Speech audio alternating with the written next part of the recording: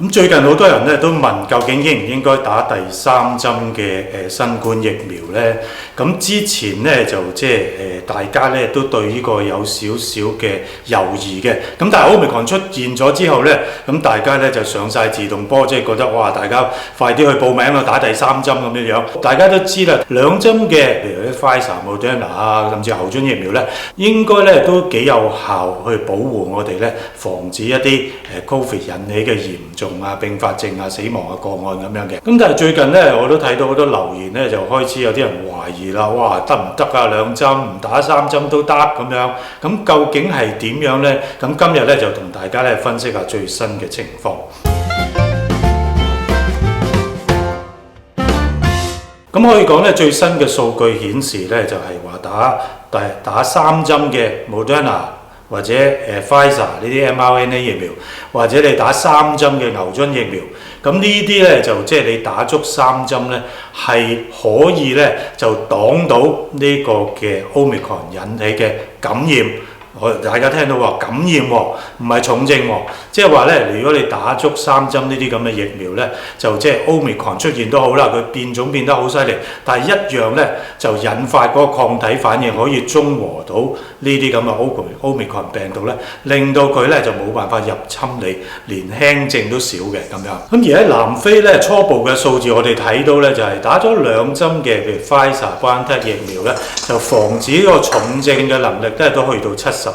但係咧就防止感染嘅能力就麻麻地啦，就變得剩翻33%。咁好多人會問啦，咁需唔需要一個專係針對 Omicron 發展出嚟嘅新疫苗啊？咁因為病毒不斷變種啊，舊嗰啲疫苗咧就都唔知仲有冇效果咁樣嗱。大家我頭先講話打第三針咧，就係之前嗰啲疫苗嚟嘅啫。如果你打咗第三針咧，就算對付 Omicron 咧，都仍然係得嘅喎。佢咁樣變種法，佢都仍然對付到嘅喎，唔使用新疫苗都對付到嘅。咁個原因係乜嘢咧？就即係話咧，大家唔好低估咗我哋免疫系統，佢比我哋想象中聰明得多。即係話咧，佢打咗第一針，打咗第二針，打咗第三針，即係等於咧就不斷咁樣遇到病毒咁樣啦，咁佢遇到一次、兩次、三次咧，佢就會諗下，咦，呢隻嘢成日嚟嘅喎，咁我最好咧都係要做好預備啦。佢每一次每打一針多一針咧，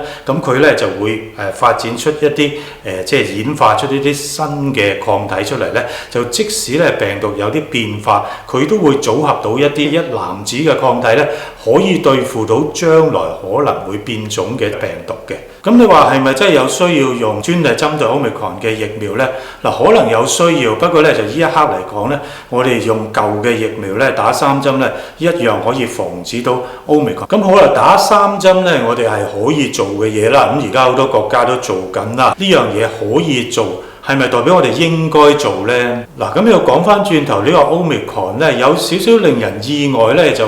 因為咧嗱，之前咧 Delta 嘅病毒嘅時代咧，即係唔係時代啦，即係早幾個月啫，我哋就會諗哇，呢個 Delta 咧好適應人體喎，啲感染力又咁高，傳染得咁成功咧，下一隻病毒咧應該都係沿住 Delta 呢條拉，咁啊再變少少，可能即係減低咗嗰個致病能力啦，咁啊傳染力嘅強啲，但係都係 Delta。咁但係 Omicron 咧就完全唔係由 Delta 呢條拉出嚟嘅，即係話咧佢係由另外一條線嗰度咧就演變出嚟嘅。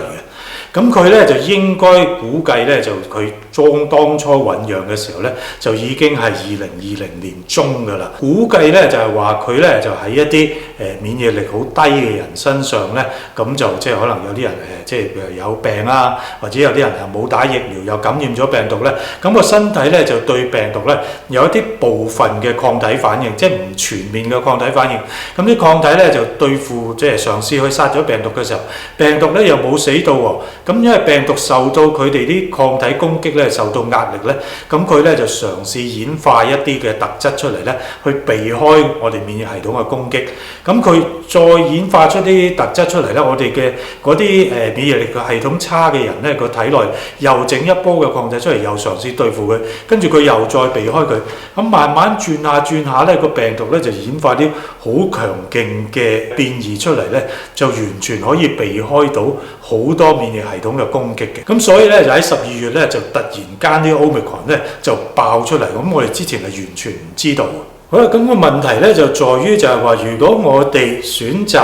去幫一啲已經打咗2針嘅人咧打第3針，咁而有得嗰啲唔打針唔肯打針嘅人咧就有得佢咁樣嘅話咧，咁針係有限㗎。咁你佔咗你話依紮人咧就可能打咗3針之後咧，連 Omicron 感染都冇啦，即係正啦，係嘛？咁但係嗰紮未打針嘅人咧，咁如果感染咗 Covid， 唔好講話佢即係本身 Omicron 可能都會引起好多死亡啊嗰啲個案喺度啦。未打針嘅人咧，實際感染 Omicron 入院嘅人都唔少啦。咁即係話，如果呢紮人就算好返，或者佢有啲人咧可能免疫系統差啲，如果又好似 Omicron 咁樣不斷喺度醖釀嘅話，咁我哋唔知幾時咧就有幾多好似 Omicron 嘅病毒喺而家呢一刻咧喺嗰啲人身上咧就不斷喺度同個免疫系統喺度進行拉鋸戰，慢慢咧就演化下一代好似 Omicron 呢啲咁嘅超級病毒出嚟，隨時爆出嚟咧，跟住又令到我哋措手不及嘅喎。咁所以打唔打第3針咧，就要睇下我哋個目標係乜嘢啦。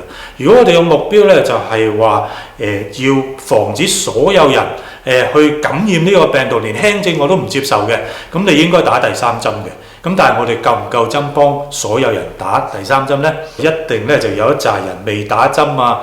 就抵抗力差咧，咁就感染咗，繼續感染啲病毒咧，就醖釀緊下一波更加恐怖嘅疫情喺度喎。即係個情形咧就好似譬如你有間屋咁，你有間屋喺度有個花園啦，咁啊有花園咧門口有個圍欄喺度，咁如果成日都有賊想爆格去你屋企偷嘢嘅，咁你度大閘咧唔知點解咧啲金屬好渣嘅，咁啊成日俾人爆開咗，咁但係咧你間屋個大門咧就好勁嘅，有晒電子鎖，咁啲賊咧次次咧都係爆入你嗰個即係打開到你個鐵閘，但係入唔到你間屋嘅。如果我主要就係唔想防止俾人入屋偷嘢嘅話咧，咁我其實咧而家乜都唔做咧已經足夠啦。咁就如果你嘅目標咧就係話我連個賊咧就爆我個鐵閘，跟住入我花園都唔得嘅，咁你咧就唔該就不斷要去換鐵閘啦。即係疫苗亦都係啦，即係話如果你打2針咧，